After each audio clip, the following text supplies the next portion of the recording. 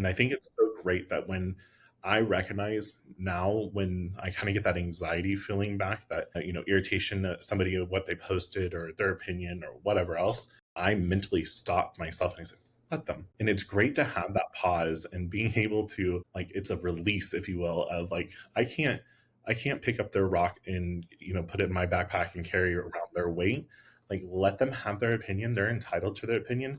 It does not need to phase me. And like you said, I'm going to still be up here. I'm going to do what I need to do in my positive mind, and they can continue to be stagnant. And they can continue. I mean, there's a reason. If you look at the people that are the victims constantly barking, their life is pretty consistent, right? Like, yeah, let them stay there. You're doing other things, and you're going to continue to surpass. And it's so hard to be able to say I'm going to rise above.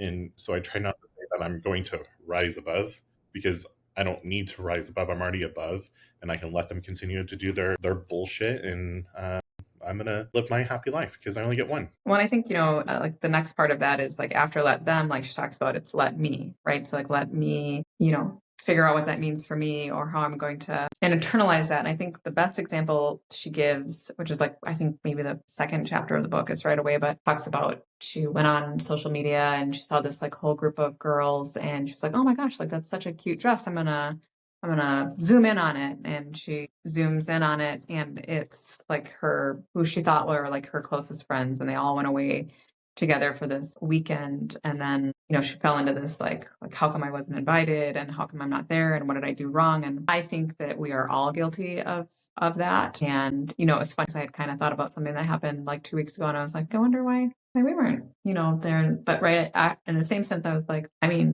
they're lost, Yeah, but also I absolutely. was like, it is, it's like you have to then take that step back and be like, I mean, like I haven't really reached out to them lately. Like our goals in life probably have changed. And we've talked about that a lot, when you're kind of on this upward trajectory, like that bothers some people, or some people can't be happy for you. And that's probably why some of those friendships fall off. That's okay. That doesn't mean you can't be friends, or, you can't still see each other. But I think it resonated with me because I think there are so many people that get so obsessed with like when they see people doing things and why they weren't there. It's such a, there's obviously good of social media, but there's just such a negativity